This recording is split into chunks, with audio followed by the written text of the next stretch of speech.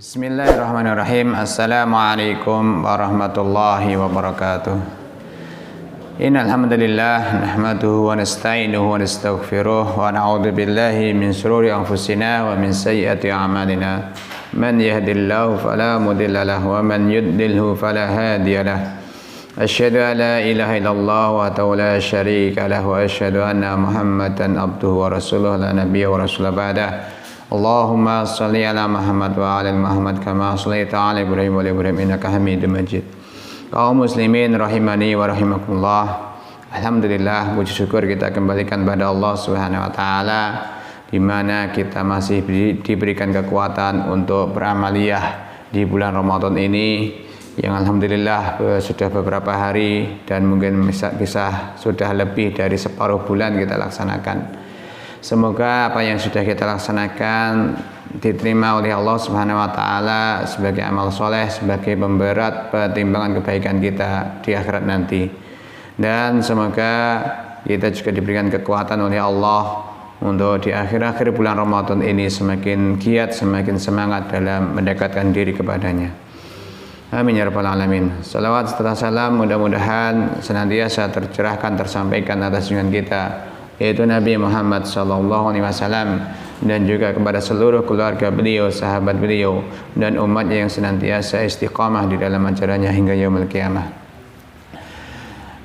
Kaum muslimin yang dimuliakan oleh Allah Subhanahu wa taala, di pertemuan kemarin telah kita bahas beberapa langkah agar kita bisa beristiqamah di jalan kebenaran ini, agar kita bisa beristiqamah di dalam dinul Islam ini. Yaitu yang pertama adalah kita meluruskan niat. Artinya segala apa yang kita berbuat dari amal soleh semata-mata hanya untuk mencari ridha Allah Subhanahu wa taala, bukan karena yang lainnya. Kemudian yang kedua adalah memahami betul makna kalimat la ilaha illallah Muhammad Rasulullah. Faham betul konsekuensi, makna, dan apa yang harus kita perbuat ketika kita mengucapkan kalimat la ilaha illallah Muhammad Rasulullah. Dan ketika kita memahami betul kalimat ini, maka insyaallah semoga Allah karuniakan keistiqomahan pada kita semuanya. Kenapa? Karena tidak ada kalimat yang bisa menyebabkan kita masuk surga kecuali dua kalimat ini.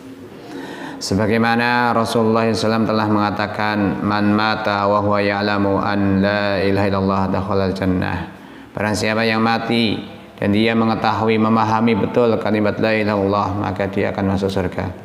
Dalam hadis yang lain Rasulullah mengatakan, man akhiru kalamihi la ilaha illallah Muhammad Rasulullah, la ilaha illallah dakhalal jannah.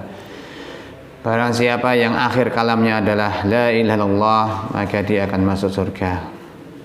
Dan kita juga bisa memahami betul, ya, melihat betapa banyak para mu'alaf yang memahami betul kalimat ini, dia bisa bertahan dalam keimanannya meskipun seluruh keluarganya meninggalkannya, meskipun harta yang ia miliki dahulu diminta oleh orang lain ataupun diminta oleh keluarganya, meskipun tidak mempunyai suatu apapun, hanya tinggal pakaian yang menempel dan juga mungkin beberapa lembar uang saja untuk bekal hidup. Namun ketika memahami betul tanpa kalimat la ilaha illallah Muhammad Rasulullah, ia tidak akan masuk surga. Alhamdulillah, Allah kuatkan keimanan mereka, Allah berikan keistiqomahan pada mereka. Kemudian yang ketiga adalah kita memperbanyak membaca Al-Quran, membaca dan mentadaburinya. Membaca meskipun kita tidak memahami maknanya, tidak mengetahui maknanya, maka insyaallah ini akan menimbulkan ketenangan dalam hati. Dan sudah menjadi kewajaran ketika seseorang itu memperoleh ketenangan, ia akan bisa bertahan di dalam keadaan tersebut. Kenapa bisa memperoleh ketenangan? Karena membaca Al-Quran adalah salah satu zikir yang terbaik. Dan Allah Subhanahu wa taala telah mengatakan alladzina amanu wa tatmainu qulubuhum bi dzikrillah. Ala bi dzikrillah tatmainul qulub. Dan orang-orang yang beriman hati mereka menjadi tenang, hati mereka menjadi tenteram dengan zikir pada Allah Subhanahu wa taala. Dan ketahuilah hanya dengan zikir pada Allah Subhanahu wa taala hati menjadi tenang, hati menjadi tenteram.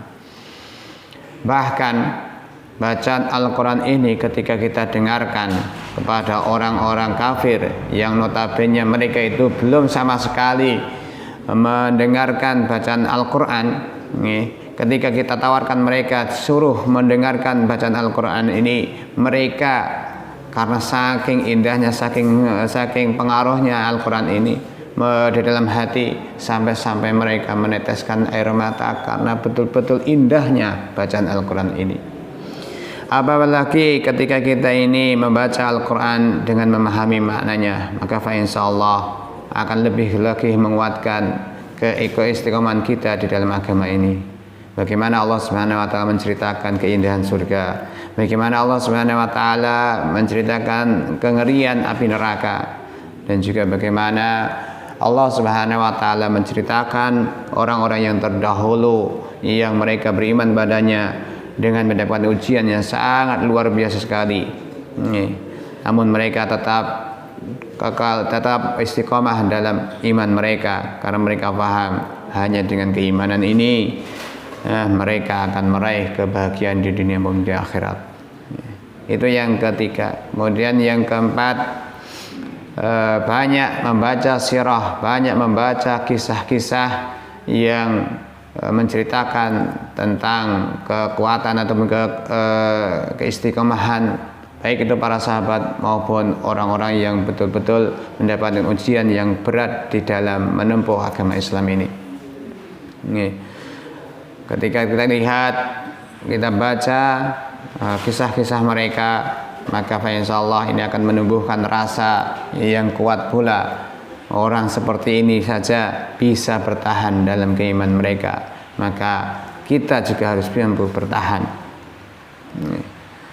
Kemudian yang berikutnya, yang kelima, kita banyak bergaul dengan orang-orang yang saleh, banyak bergaul dengan orang-orang yang istiqomah dalam kebaikan. Karena memang pergaulan ini sangat mempengaruhi diri kita, sangat mempengaruhi pemikiran kita dan juga keyakinan kita.